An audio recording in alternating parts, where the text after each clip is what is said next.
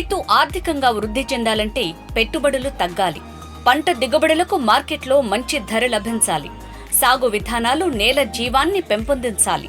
Go ఆధారిత వ్యవసాయంతోనే ఇవన్నీ సాధ్యం అంటున్నారు గుంటూరు జిల్లా పెదకూరపాడు మండలం 75 తాళ్లూరు గ్రామానికి చెందిన సేంద్రియ రైతు కోటిరెడ్డి. 9 ఎకరాల క్షేత్రంలో ప్రధాన పంటగా అరటి సాగు చేస్తున్న ఈ రైతు సుస్థిర ఆదాయం కోసం బొప్పాయి, పసుపు పంటల్ని అంతర సేద్యం విధానంలో సాగు చేస్తున్నారు. అరటి ద్వారా ఎకరానికి ఖర్చులు పోను సుమారు 1.5 లక్షల ఆదాయం పొందుతున్నారు. నమస్తే అండి, నా పేరు గుత్తికొండ కోటిరెడ్డి. మా గ్రామం 75 తాళ్లూరు, పెద్దకూరపాడు మండలం, గుంటూరు జిల్లా. ఈ 9 ఎకరాల వ్యవసాయ క్షేత్రంలో 7 ఎకరాల అరటి తోట వేసిందండి. 2 ఎకరాల్లోనేమో పసుపు బొప్పాయి కాంబినేషన్లో పసుపు బొప్పాయి వేసామండి. ఒక 30 సంవత్సరాల నుంచి వ్యవసాయం చేస్తూనే ఉన్నాను నేను. ఫస్ట్ నుంచి వ్యవసాయం చేసేటప్పుడు పత్తికి, మిర్చికి రసాయనిక వ్యవసాయం చేసేవాళ్ళం అండి. తెగుళ్ళు విపరీతంగా రావటము అవి ఉండటం వల్ల అది ఆ పంటల్లో లాస్ రావటం వల్ల మేము చిన్నగా ఇటు అరటి తోటల్లోకి షిఫ్ట్ అయ్యామండి. 4 సంవత్సరాల కిందట రైతు నేస్తం ఫౌండేషన్ వారి దగ్గర కొంచెం ఈ ఆర్గానిక్ విధానం మీద ట్రైనింగ్ 2 క్లాసులకు అటెండ్ అయ్యానండి. అటెండ్ అయ్యి తర్వాత వచ్చి ఒక 2 ఆవులను కొనుక్కున్నాను. 2 ఆవులను కొనుక్కొని వాటితోనే ఇప్పుడు ఈ వ్యవసాయం స్టార్ట్ చేసామండి.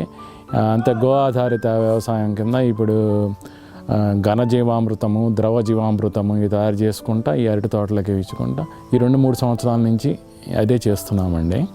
అప్పటికి ఇప్పటికి వ్యవసాయంలో వచ్చేసరికి మనకి ఈ అరటి తోటల్లో పచ్చదనం బాగా పెరిగిందండి. అంత ముందల మేము ఆర్గానిక్ చేయక ముందల రసాయనికాలు వాడుతున్నప్పుడు మాకు ఈ చెట్టుకి ఉన్న ఆకులు మొత్తం ఎండిపోయాయండి. పైన 4 ఆకులు 3 ఆకులు ఉండేయండి. పచ్చదనం అనేది ఉండేది కాదు. మనము ఈ ఆర్గానిక్ ఎప్పుడైతే మనము ఈ గో ఆధారిత వ్యవసాయం చేసినప్పటి నుంచి ఆకులు ఎండటం చాలా వరకు తగ్గిందండి. గెలల సైజు కూడా బాగా మంచి గెల సైజు వస్తుందండి. హస్తాలు ఎక్కువ వేస్తున్నాయి, ప్లస్ కాయలు మంచి తెలపర వస్తున్నాయండి. మార్కెట్లోకి కాయలు బాగా తెలపర వస్తున్న కాయలకు కొంచెం డిమాండ్ ఎక్కువ ఉంటుందండి. జనరల్గా మనకి రసాయనికంలో పండించేటప్పుడు కాయలు ఆకుపచ్చగా ఉండేయండి. కానీ ఈ గో ఆధారిత వ్యవసాయము మనము ఈ చేయటం వల్ల కాయలు కూడా బాగా తెలపర వస్తున్నాయి. అది కాకుండాను దీనివల్ల చేయటం వల్ల కూడా ఖర్చు కూడా చాలా వరకు తగ్గిందండి. మనం ఇప్పుడు కొంచెం ఆవును కొనుక్కొని ప్లస్ బెల్లం, కొంచెం పప్పులు పిండి, అది ఘనజీవామృతం, ద్రవ జీవామృతం తయారు చేసుకోవడానికి బెల్లము, పప్పులు పిండి వీటికి పెట్టుకుంటే సరిపోతుంది. మిగతాది ఆవు దగ్గర మూత్రము, ఆవు పేడ తీసుకొని తయారు చేసుకుంటాము. అది కాకుండా ఆవు పాలతో మనం పంచగవ్య ఒకటి తయారు చేసుకుంటున్నాము. 5 రకాల కలిపి కొన్ని కలిపి పంచగవ్య ఒకటి తయారు చేసుకొని 10-15 రోజులకు ఒకసారి స్ప్రేయింగ్ గేలలకే కానీ అరటి చెట్ల మీద కానీ ఇస్తున్నామండి. దానివల్ల మనకి బాగా ఉంటుంది. మునుపటి మీద ఖర్చు చాలా వరకు తగ్గిందండి. ఇప్పుడు అది కాకుండాను మనం రసాయనికాలు వాడకుండా చక్కటి పంట మనం తీయగలుగుతున్నాము. ప్రజలకు కూడా మనం మంచి ఫ్రూట్ని అందించగలుగుతున్నామని ఒక సాటిస్ఫాక్షన్ ఉందండి. 7 ఎకరాల అరటి తోటల్లో ఒక 5 ఎకరాలేమో 2 వెరైటీలు వేసామండి.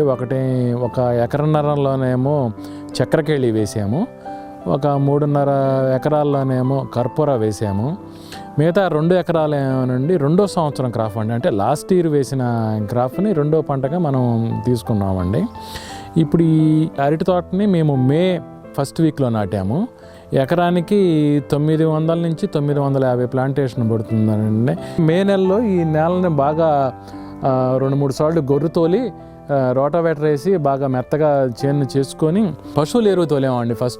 పశువుల ఎరువు తోలి దాని మీద గొర్రు తోలి రోటావేటర్ వేసుకొని ఈ సాళ్ళు తోలుకున్నామండి. అరటి సాలుకి 7.5 అడుగులు దూరం ఇచ్చామండి. సాలుకి మొక్కకి వచ్చేసరికి 6 అడుగుల దూరం ఇచ్చామండి. ప్లాంటేషను 6 అడుగుల దూరంలో ఇచ్చేసి మేము దీనికి ల్యాండ్కి ఇచ్చేసరికి మేము తయారు చేసుకున్న ఘనజీవామృతాన్ని ఎకరానికి 4-5 క్వింటాల కాడికి ఘనజీవామృతం ఇచ్చానండి. ఘనజీవామృతము, పశువుల ఎరువు ఇచ్చి తర్వాత ఇక మొక్క నాటిన 15 రోజులు 20 రోజుల కాడి నుంచి జీవామృతం ఇస్తున్నామండి మొక్కలకి. అట్లాగే 10-15 రోజులకి 20 రోజులకు ఒకసారి జీవామృతాన్ని మొక్కల మీద స్ప్రే చేస్తున్నామండి. అట్లా చేసుకుంటా తర్వాత వీటికి పంచగవ్య మేమే తయారు చేసుకొని పంచగవ్య 15 రోజులకి 20 రోజులకు ఒకసారి పంచగవ్య ఇస్తామండి. పంచగవ్య ఇచ్చుకుంటా ఇవి అరటి తోటకు వచ్చేసరికి పంచగవ్యాలను జీవామృతము మార్చి స్ప్రేయింగ్ చేసుకుంటే ఈ డ్రిప్ ద్వారానేమో మేము వేస్ట్ డీకంపోజర్ ఇస్తున్నామండి. అట్లాగనే మేము జీవామృతం వచ్చేసరికి ఒక ఎకరానికి ఒక మనిషిని చేత మొక్కల దగ్గర 400 ml డ్రించింగ్ మొక్కల దగ్గర పోపిస్తున్నామండి. ఇట్లా చేసుకుంటా వచ్చామండి. ఇప్పటికి ఇది మేము మే నెలలో నాటామండి. ఇప్పుడు గెల్లన్నీ తోటంతా గెల్లు వేసినాయి. ఇప్పుడు ఇంకొక నెల 15 రోజులు, నెల 20 రోజులకి కటింగ్కి వస్తాయండి. ఈ గెలకు సైజు కూడా బాగా వచ్చింది. మొదలు కూడా బాగా, అరటి చెట్టు కూడా బాగా, స్టమ్ కూడా బాగా ఊరిందండి. స్టమ్ కూడా ఈ 3 సంవత్సరాల నుంచి చేస్తున్నానండి. ఇట్లా ఈ ఘనజీవామృతము, ద్రవజీవామృతం వేయటం వల్ల వానపాములు కూడా బాగా మాకు భూమిలో బాగా ఎక్కడ మనం కదిలిచ్చినా కానీ వానపాములు బాగా కనపడుతున్నాయండి. గెల్ల సైజు కూడా బాగానే వచ్చింది. ఇక్కడ మీరు కావాలంటే చూడండి, ఇక్కడ గెల్ల సైజు కూడా బాగా 13-14 హస్తాలు వేసి పెద్ద గెల్ల సైజులు ఇచ్చింది.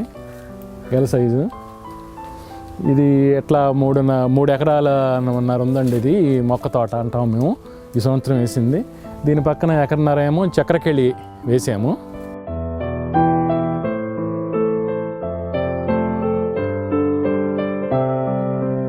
ఈ పక్క కనపడుతున్న వెరైటీ ఏమో కర్పూరా అండి.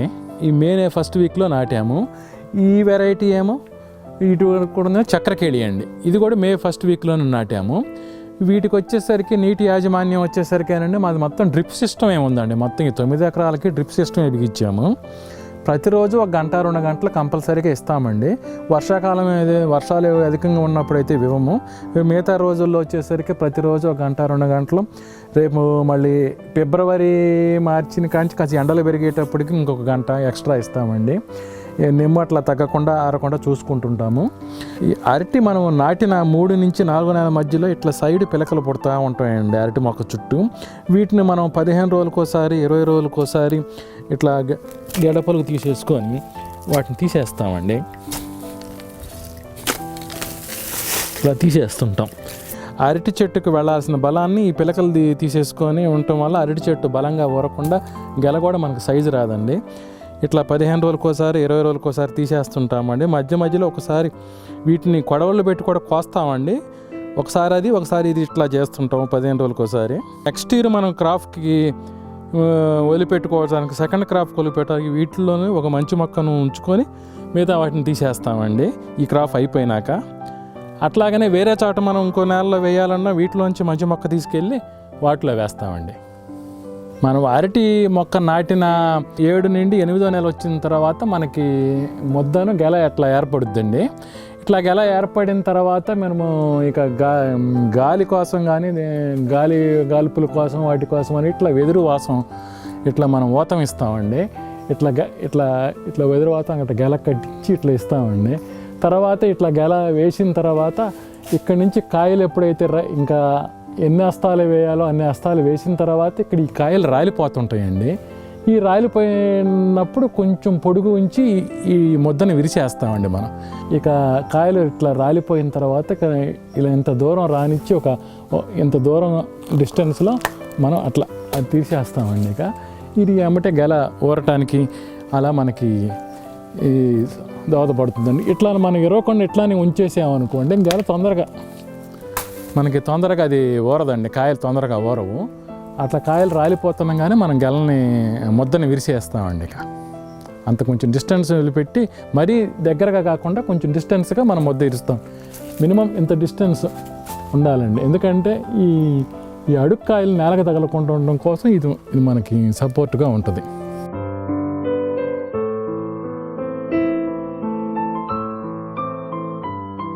ఈ ఆర్గానిక్ వ్యవసాయం చేయటం వల్ల మనకి ఖర్చులు కూడా చాలా వరకు తగ్గినాయండి.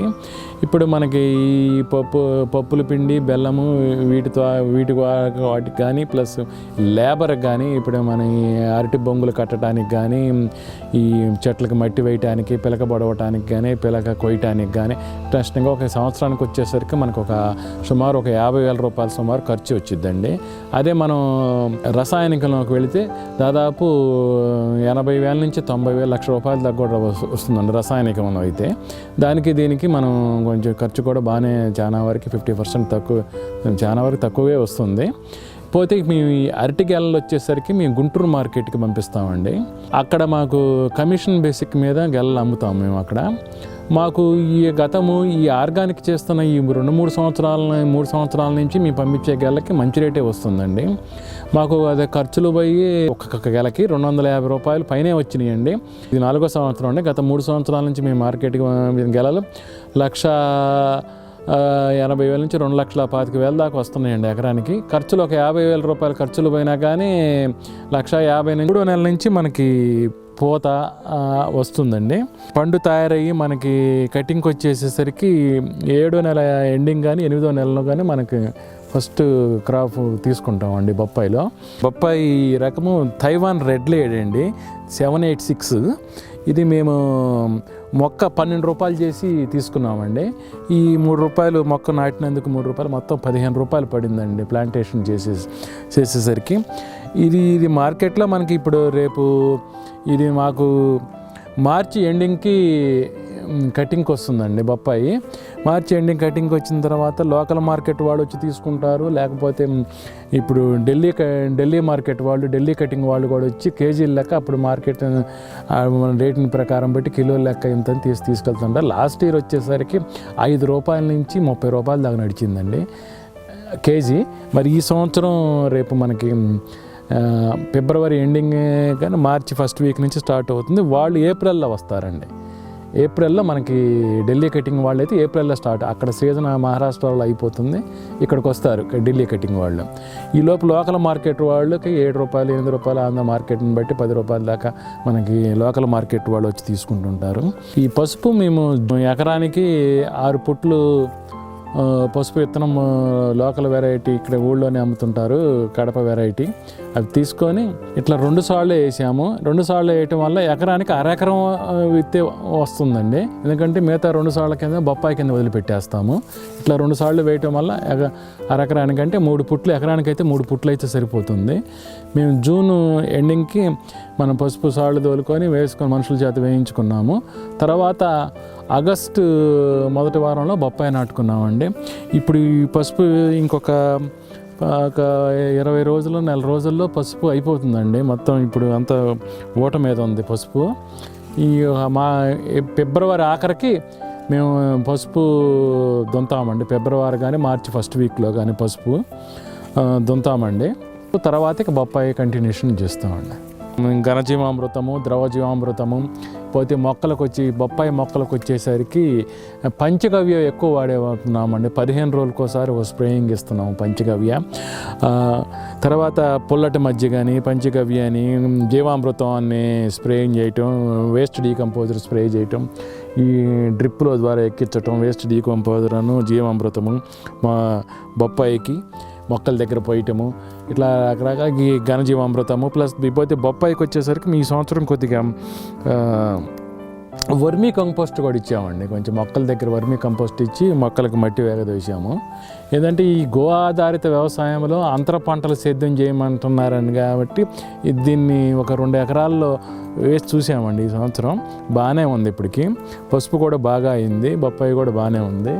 ఇది ఇలా చేయటం వల్ల ఏంటంటే రైతుకి 2 పంటలు ఫలసాయము, ఒకటి కొంచెం పంట ఫలసాయం తగ్గినా 2వ పంట ఫలసాయంతో కొంచెం గెట్టినవుతాడని చెప్పేసి ఒక ఆలోచనతో ఈ గో ఆధారిత వ్యవసాయము మేము క్లాసులకు అటెండ్ అయినప్పుడు అంతర పంటలు సేద్యం చేయమని చెప్పి అన్నారని చెప్పేసి దాన్ని దృష్టిలో పెట్టుకొని ఈ సంవత్సరం దీన్ని మేము వేసామండి. బాగానే ఉంది ఇప్పటికి.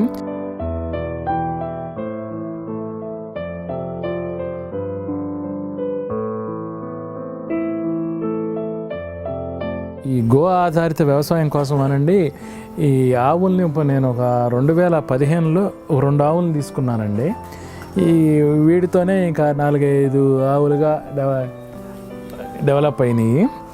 ఈ వీటి ద్వారా వచ్చే ఆవు పేడ, ఆవు మూత్రంతోనే వ్యవసాయానికి ఉపయోగిస్తున్నామండి. వెనకటి నుంచి పాడి పంట అన్నారు కాబట్టి ఇలా ఆవులు ఇలా పెంచుకోవటం కూడా మాకు బాగా ఆనందదాయకంగా ఉందండి. ఇవి అట్లానే 2 ఆవులుగా తీసుకున్నానికి 5-6 ఆవులుగా అయినాయి. ఇక ఆవులనే ఉంచుకొని కోడదోళ్ళని ఏమైనా పుడితేనేమో అమ్మేస్తుంటామండి. ఆవులనే పెంచుకుంటా. ఈ గోవులతో తయారు చేసే ఈ పదార్థాలతో వచ్చే పదార్థాలు తయారు చేసే పంట చాలా బాగా టేస్ట్గాను ఎక్కువ రోజు నిల్వ ఉంటుందండి. మార్కెట్కి వెళ్ళే గెలల్ని అక్కడ వర్తకులు కొనుక్కున్న తర్వాత వెనకటి విధానంలో కాగు విధానం అంటే ఒక గదిలో గెలలు పెట్టేసి గాలి ఆడనీయకుండా శుభ్రంగా చుట్టూ గాలి ఆడని కిటికీలు తలుపులన్నీ మూసివేసి లోన సాంబ్రాణియో అట్లా పొగ వేసి పండించేవాళ్ళండి. అలా పండించిన పండు ఎక్కువ రోజులు మన్నికగా ఉంటుంది, చాలా రుచిగా ఉండేది కాగు విధానంలో. అలా పండించిన పండు కూడా మనకి ఎంతో ఆరోగ్యానికి చక్కగా ఆరోగ్యానికి పనిచేస్తుంది. అలా కాకుండా ఇప్పుడు కొత్తగా ఏవో మందులు వాడి వాటిని గెలల మీద వాటి మీద చేసి వాడుతున్నారు. వాటి వల్ల ఏమిటంటే తినే వాళ్ళకి ఆరోగ్యానికి హానికరము, ప్లస్ మన్నిక ఎక్కువ రోజులు ఉండదు, ప్లస్ చెడిపోతూ ఉంటాయి, ఆరోగ్యానికి హానికరం. కాకుండా వెనకటి విధానంలోనే మనం కాగు విధానంలోనే మన కాయల్ని మనం మాగబెట్టుకుంటే చాలా టేస్ట్గా ఉంటుందండి. అందులో ఈ ఆర్గానిక్లో పండించే కాయలు కాబట్టి అలా చేస్తే ఇంకా చాలా అద్భుతంగా టేస్ట్గా ఉంటాయండి. అలా చేస్తారని ఆశిస్తున్నాను. ధన్యవాదాలు.